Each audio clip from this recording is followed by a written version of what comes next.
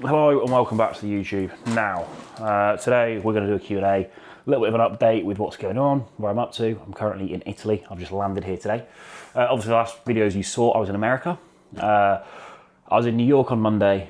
I got home Monday afternoon. And then this morning, Thursday, I flew to Italy. So all over the place. I had like 48 hours at home. I'm very grateful to be this busy.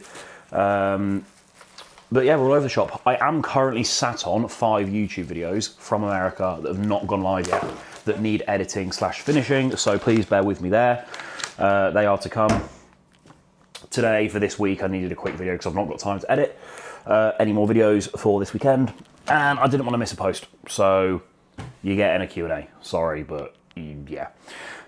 As you can see, I'm unboxing a nice carrier bag here. As I've literally just got to Italy, we did one food shop at the little supermarket and Boss Man's downstairs, and then ordered the rest from a bigger grocery store. So I've got some ketchup, some lettuce, right, grocery haul. The lettuce doesn't fit in the fridge. We've got some granola, because I've been very much enjoying a little bit of granola on top of rice pudding at the minute. We got some essentials. Just a couple essentials. We got some frozen fruit, not a mass amount, just a little bit is the only frozen fruit they had. Beggars can't be choosers, so we got it. And we've got 2 packs of chicken breast, 2 small packs, about 2 meals worth, but we'll go to a big food shop at some point. This is just for today and a little bit of tomorrow. Got some cinnamon, because you know me and my rice pudding, I cannot last without it. And then we've got some black Coke. Not to be confused with black Coke. Caffeine free, 0 sugar. So, you know, watching my caffeine intake for once. Again, prefer Pepsi, that also does not fit in the fridge. So that's just have to be worked out later. These will go.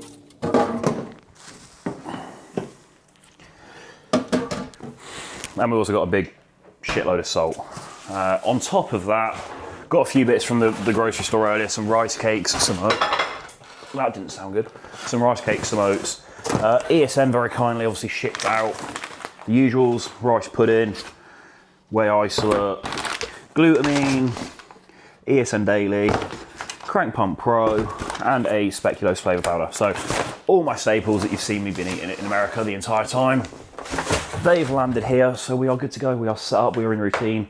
It does feel like I've not been home now in 8 or 9 weeks. I had obviously the 2 shows, so I had Netherlands, then Pittsburgh, then FIBO. Got back for, I think we had a week at home. Then we're in America for 3 and a bit weeks. Got back, had a day at home, and now we're here. So grateful for all the travel. I'm so used to traveling that like it's so stress-free now. Just get here and do my food order, and now I'm settled. You will notice this lovely bouquet of flowers, right? This is not for me. Well, it kind of is for me. Life update, if you've not seen my Instagram, I did in fact propose to Emily, my girlfriend, whilst we're in New York. Maybe a video on that to come, might leave it unlisted just for family and stuff, but we did film parts of it. I'll slap a little photo on screen now, there we go. Oh, how cute and romantic, yeah, cool. So, yeah, but obviously Henry, the guy, my athlete manager at ESN, and a friend at this point, I fucking love Henry. He sorted us out. He sent a nice little card with some flowers to the apartment here. And originally we were just in a standard room in this apartment. It's still very nice. Like, we were very grateful for the standard room that ESN had sorted. Kitchen facility so we can cook, obviously, whilst we're here at the expo. He phoned up and got us upgraded to the penthouse. Credit to the hotel. They didn't charge anything extra. They just did it as a nice gesture. But Henry sorted that for us, sent us some flowers, and yeah, very, very grateful. And this is what I say when with ESN, right, it's more than just a company. Same with Gymshark, right? These 2 companies I feel so fortunate to work with because it's not just business, right? These are actually my friends, and you guys never know the people behind the scenes at these companies, but they are genuine class people that I'd call my friends, which makes the whole experience of working for said company just a whole different level. Like, when I say I'm proud to be part of ESN, that's what I mean, because I actually like the people behind the brand as well as the product. So it's like all in one. Enough soppy emotional stuff, but yeah, very grateful, and I'm now engaged. What a weird life. I'm getting so grown up and old. I still feel 16 in my head. Because the other thing I've been doing for the last week is just playing Lego Batman. For those who don't know, aren't in this games, the new Lego Batman game came out. I used to play Xbox a lot as a kid growing up, right? you know, everyone's childhood in the UK and probably most places was just spent on Xbox, and then especially in lockdown, Warzone, what a time. Since lockdown and Warzone, I didn't really play any games at all. Just got so busy with work and stuff, and had the original Xbox One that doesn't really work anymore. But then in prep, I made a prep purchase, bought the ROG Ally X to start playing some games. Didn't really play much in prep just because there was no good games out. But then Batman came out like last week, and I've just been playing that. So yeah, I'm engaged, but actually I'm spending far too much money on a gaming device. I'm playing Lego Batman. So am I really that old? Probably not. Still 16 at heart. But the Lego Batman, I had a few people DM me asking for some reviews. Genuinely a class game. The original Lego Batman back in the day, that came out when I was a kid. And I remember like I wasn't allowed to play it until I went to my swimming lesson. And I hated my swimming lesson.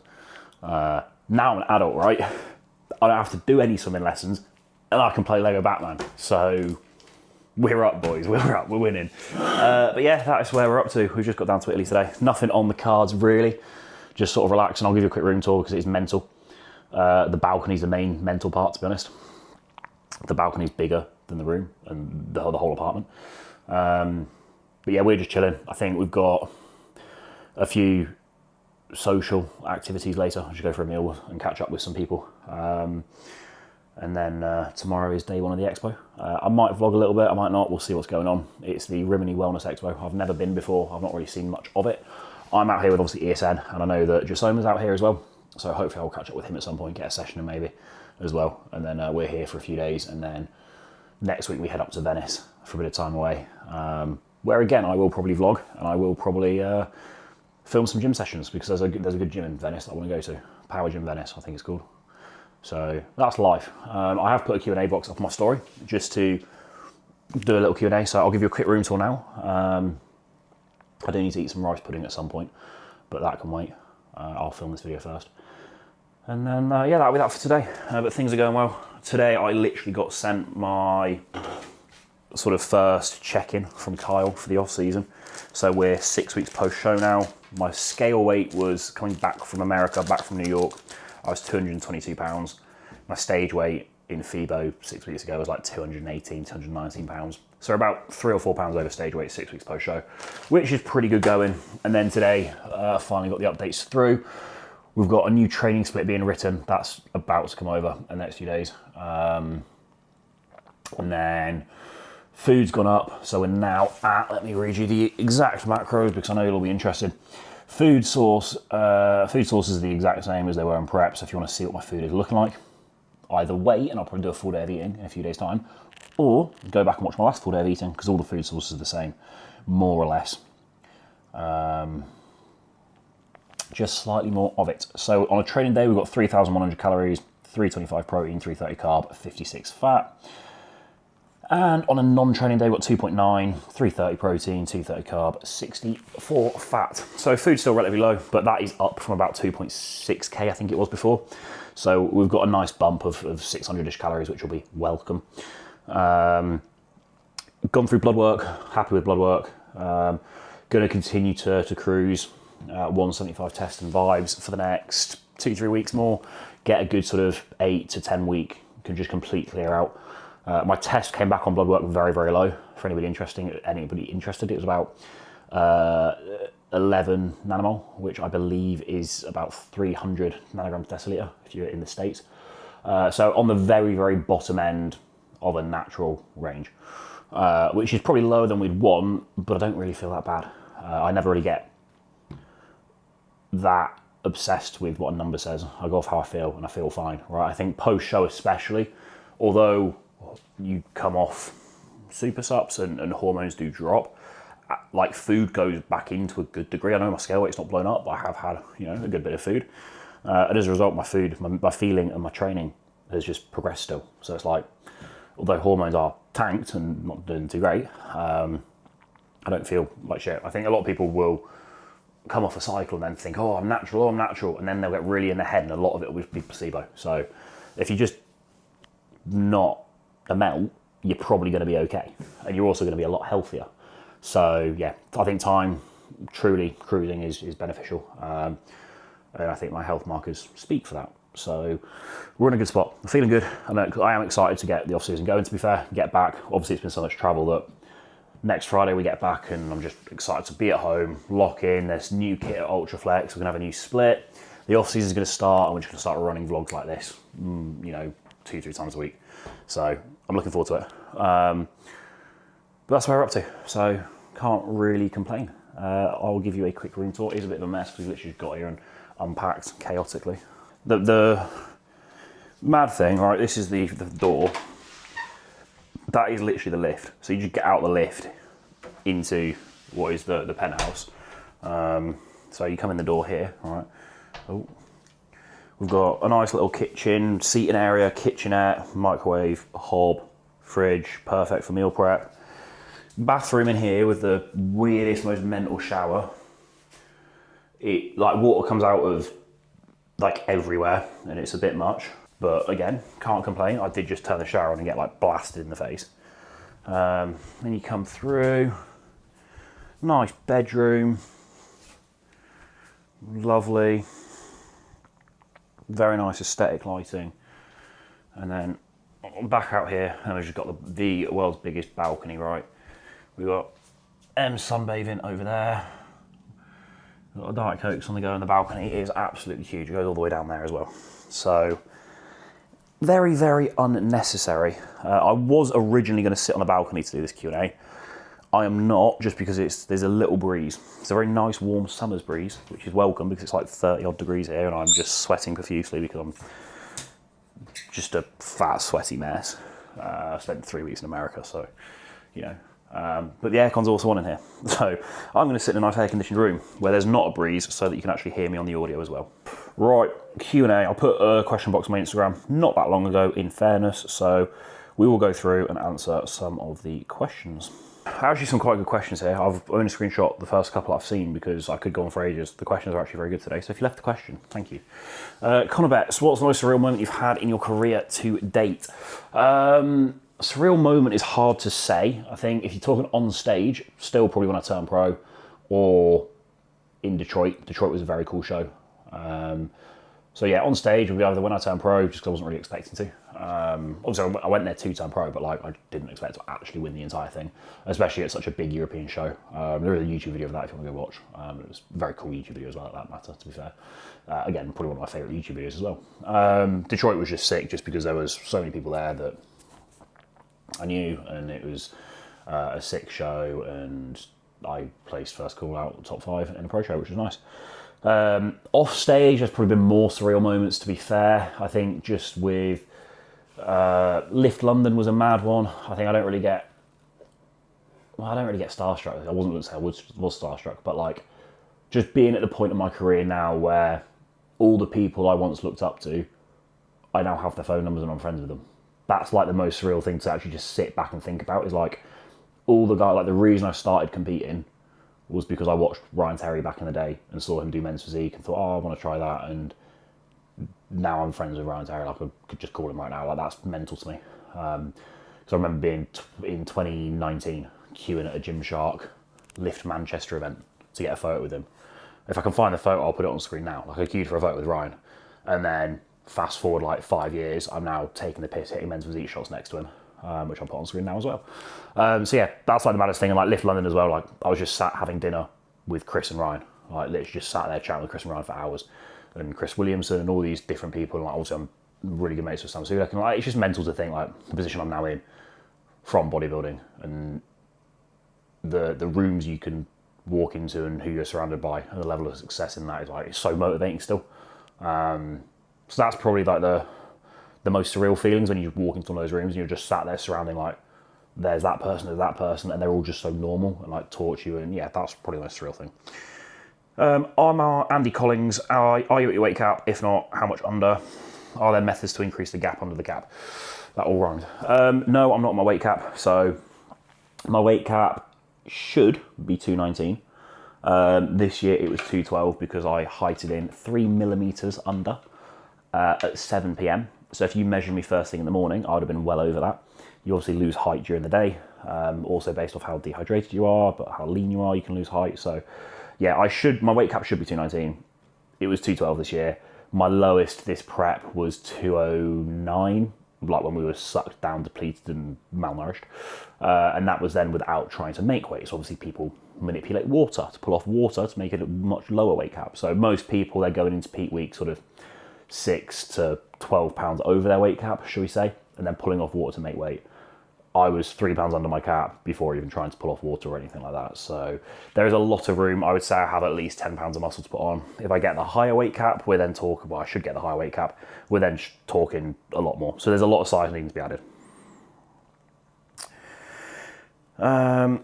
Similar to that note, Cal Curry, how would a weight cap increase of say 5 pounds change classic physique?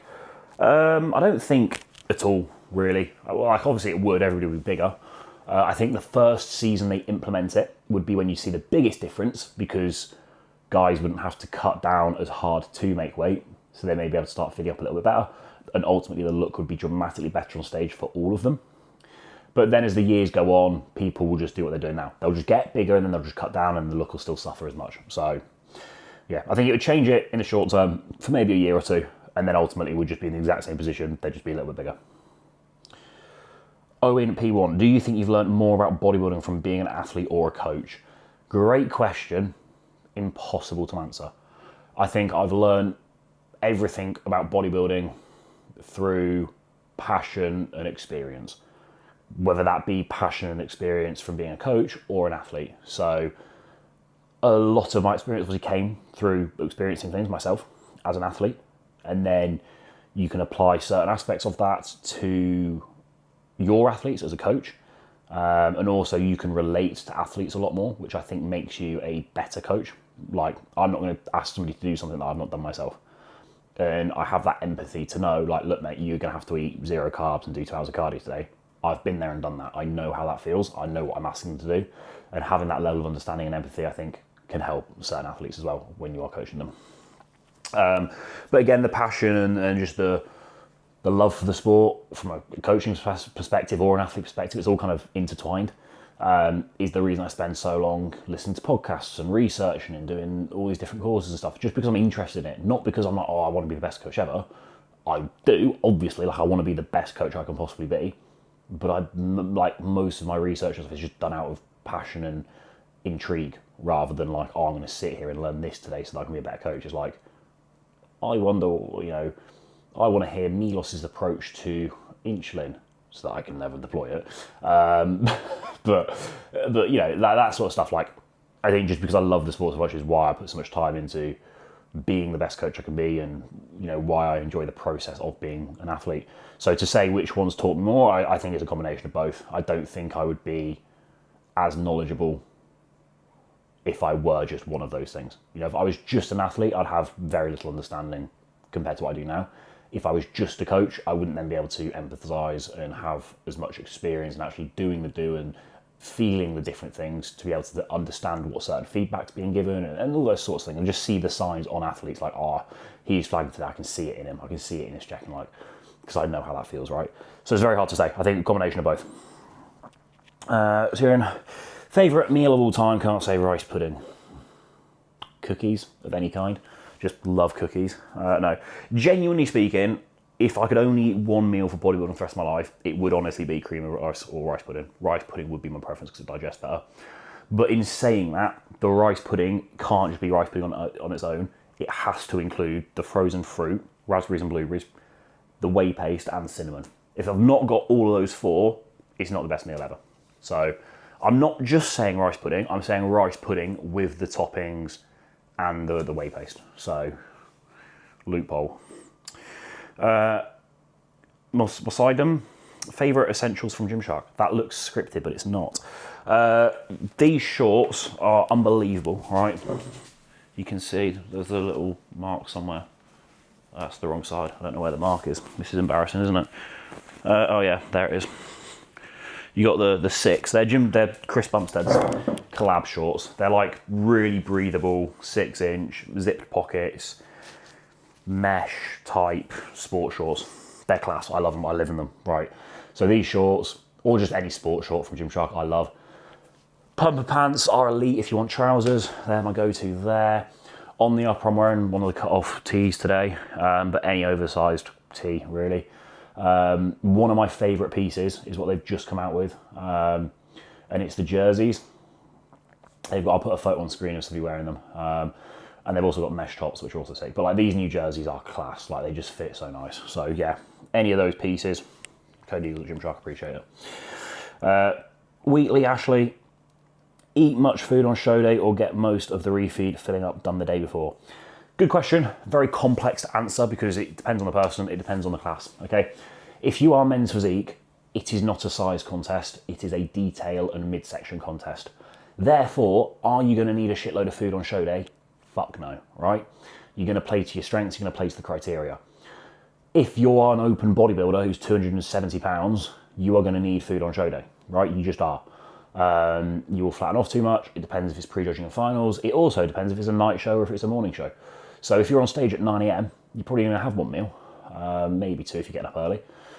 If you're on at 7 PM, like I was in the Netherlands, you're gonna do a full day of eating beforehand, right? You're gonna get 5-6 meals in, you know, your water. So like for me on that day, I think I did 7 litres of water and 5 or 6 meals, probably like 600-ish grams of carbs.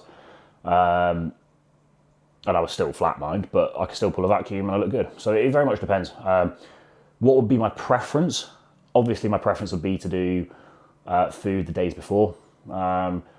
Obviously if you are in classic physique and you have a weight cap and your weigh-ins are the day before, you don't have that luxury because you only have after weigh-ins and then the show day, right? So in that scenario, you have to load on the show day because you don't have a choice. Let's say that weight caps aren't a thing, you can load whenever. Yes, my preferred approach would be, to be honest, let's say you're on stage Sunday. I'd quite like Thursday, Friday to do a lot of the loading. And then that gives us Saturday as a buffer day. And what I mean by that is Saturday, we're not going to do any expenditure. We may train lightly, but let's just say we're not going to train. We're not going to do any expenditure, so we're not going to burn through any glycogen. We're full. We've then got that Saturday morning. If you wake up Saturday morning and you're still flat, okay, great. We've got all of Saturday where we continue to load and fill you up more. If you wake up Saturday and you're spilled over a little bit, or you've achieved the level of fullness we want, we just need to maintain it. We can then use that Saturday to sort of pull food back a little bit and actually just dry out a lot by not eating even carbs, you know, manipulate water, sodium, whatever we need to do. It's like, it just gives you that buffer so we can either have 3 full days of loading if that's what we need, or, you know, it's so hard to say, but generally speaking, that would be my preferred approach. And then on show day, I will want you to eat a bit of food, of course. Like if you think about a regular training day, you're going to eat, you know, 1 to 3, maybe even more meals pre-workout. You still look mint post-workout. You look great, right? So we don't need to worry about that. Really, from a peaking perspective, we're just going to find the look in peak week. For some people, you may need 3 to 5 days of loading. For other people, you may just need like 1 or 2 days of like 200 grams of carbs and you'll look mint. But it depends on your physique, depends on you, and it depends on the criteria you're competing in. So again, very hard to answer such a broad question. From Yak.14, what are the plans after this now off season? When am I competing again? I would like to say I am competing next year. As for when, I genuinely don't know. I've not even looked at the schedule. My focus right now is getting bigger to the point I'm competitive. Do I want to pull the trigger too soon and compete before I'm competitive? Not really. I'm a bit fed up of coming 5th to 10th. Like, I don't want to be in that range. I want to be top 3 in any pro show I enter. And to do that, I need a lot more muscle. So until I've got that muscle, I'm not worried about competing. I think I can put on enough muscle to be in that position next year. So probably next year, but we'll just see how things go. Callum Shreds, top 3 foods you had in the US. Wait and see, we've got plenty of YouTube videos. Of the 5 videos I said I've got like on the way, I think 3 currently are food related. I think, yeah. So cookies, I had some really good cookies, you'll see. I had a steak that was over $1,000. That was surprising. Annoyingly, that was, I'm not going to say what, but yeah, watch the video when it comes out. And like bagels in New York, bang, they were very good. Actually, no, sushi. I went for sushi one night with Kyle at a place in New Jersey. Unbelievable, best sushi I've ever had. So sushi, cookies, and potentially the steak, or maybe the steak was the biggest waste of money I've ever spent. Find out soon. Davida, what was the biggest lesson you learned off the back of your last prep? Don't go to an expo and walk around on your feet all day when you're 6 days out. That was probably the biggest lesson. Yeah, less steps. Don't burn through your legs. No, you learn a lot every time, but genuinely, actually, it is just don't travel that much towards the end of prep. It's not beneficial for the look. What's the main personality trait that's helped you become successful? From Dylan. Tism. The power of tism. No. The biggest personality trait, I don't know if it's a personality trait, but genuinely loving what I do. I think that's number one. I think when you are so passionate about something, you inevitably work harder and put more hours into it. Do I need to be sat here filming this YouTube video right now when I'm in Italy, having just got engaged, and there's a beach 10 meters that way? Of course not. But I want a video for you guys. You know, I enjoy doing this sort of stuff. I was up this morning at 5 a.m. doing all my client check-ins. Then I get my flight. I get here, I do my food shop. Next up, film a YouTube video. Then I'm going to edit this before I even go out and explore, right? Is that normal? No.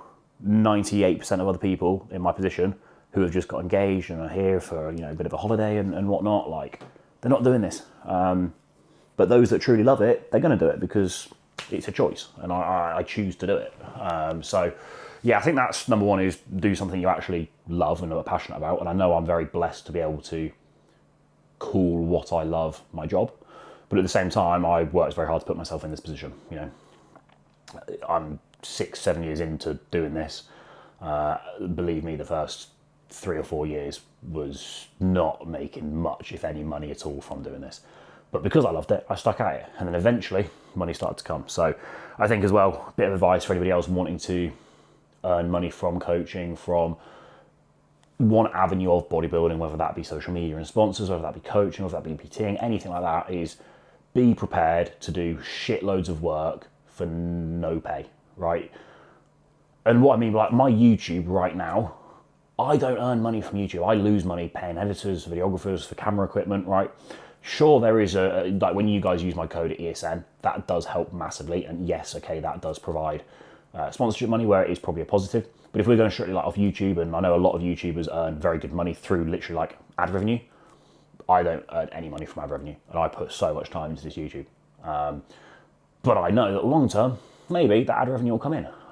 So I stick with it, and I actually enjoy doing it as well, so I stick with it. But like, be prepared to do work for, you know, you've got to work when the money's not there. And especially in the early days of coaching, for example, like, I'm not saying coach people for free, absolutely not, but you may only have 5 to 10 clients, right?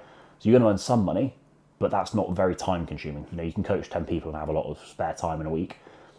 That doesn't just mean sit on your ass, right? That means that in that spare time, you should be marketing, you should be creating content for your Instagram, educational posts, you should be developing your systems to be a better coach, you should be researching, educating yourself. All those things are very time consuming, you've got to put a lot of time into, and you're not going to get paid for doing any of that in the short term. Long term, sure, it may pay in dividends, but like initially, you've got to be prepared to do that work, and you're not going to see a return on doing that work straight away. So I think having the ability to just love what you do and be prepared to work without expecting an immediate return makes you very successful. I also just think I'm competitive, right? I want all my clients to win. I want them to beat other coaches' clients. So I'm going to make sure I'm doing them the service of being the best coach possible to achieve that. Same for bodybuilding. You know, I'm obsessed with what I do. I love it. So yeah, okay, some days I wake up at 4 in the morning and I don't want to get out of bed, but I know I do because I still do get out of bed because I've got a job to do, and I want to be competitive in 12 months' time when I compete or whenever I compete. So yeah, I think being a little bit obsessive and also just loving what I do is what's probably led me to be in the position I am. And also just never getting complacent. Like, I'm sat here right now, and me at 16 would be very grateful and like think, oh, fucking hell, he's made it.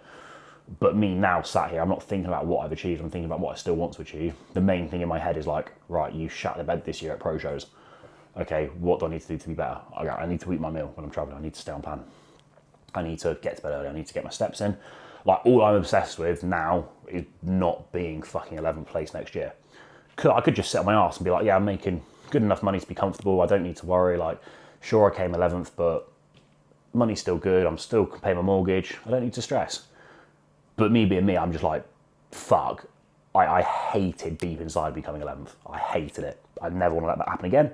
That's all I think about, that's what I focus on. So maybe a little bit negative in that sense, but like using it in a positive way. 2 questions here from Cam Shreds. How would you handle / manage a month away on holiday? biggest tip for traveling as a bodybuilder, kind of the same two things. I did a video on this actually last summer. It'll be on the screen at the end of the video. I went to Croatia and kind of did a video on traveling as a bodybuilder. All my little tips and tricks for traveling with your vitamins and all that sort of stuff. And then, you know, take like little Tupper, like there's so much in that video. Just go and watch that video. I'm not going to repeat it all now, but that video is the biggest tip for traveling as a bodybuilder. It's all in there. Month away on holiday, it's pretty easy. Make sure you've got a kitchen and a fridge, and then your sound. Whether it's a week or a month, it makes no difference. You just have to do a few more food shops. So make sure in advance you know where the gym is, you know where the nearest grocery store is. I will very often go on the grocery store websites and go through it to make sure I know what food I can and can't get, so that I know what I need to take with me. I will try and show you, like I've got a Google Keep like notes page that's literally just got everything I need from the shop that I can tick off when I get here. So yeah, you just do something like that, plan in advance, write your shopping list, you know, as soon as you go to the shops, you know what you're getting, you know they've got it all. Your gym's close, you've got cooking facilities, sound, crack on. And don't stress too much, like relax, it's not that big a deal. If you have to, you know, swap a meal for, like, if I have to eat rice pudding all day tomorrow because I couldn't get chicken today, so be it, I'll do that. It's not the end of the world. Right? I'm still going to get my food in. Is it as optimal? No, but it's a day. Right? You make do. Similar to that, tips for someone competing in a different country and multiple feds. Again, it's kind of the same thing as I just said. It's plan in advance, just to a bigger degree. Your food needs to be on plan when you're traveling for prep. You can't just sub stuff out and make changes. So make sure every little meal thing is planned and organised so you can get all the food you need and that sort of stuff. So if you plan in advance, you can't really go wrong. You just have to be super organised and plan it a lot in advance. Speak to other people that have done that show before, find out what it's like, make sure you know where your tanning your venue is, all that sort of stuff. I'd honestly say as well, if you're going anywhere to compete, hiring a car and just driving, if you're comfortable driving abroad, honestly, it's so much easier. You don't have to wait for taxis, stress about being able to call a taxi. You can just jump in the car, go to the store when you need to, go to the gym when you need to, go to registration when you need to. It makes life a lot easier. So hiring a car as well would be a big one. Yeah, any more questions? Jack Gunn lifts, when will you run a marathon, ultra marathon? An ultra marathon, that's a big ask, mate. Maybe let's just run 100 meters first.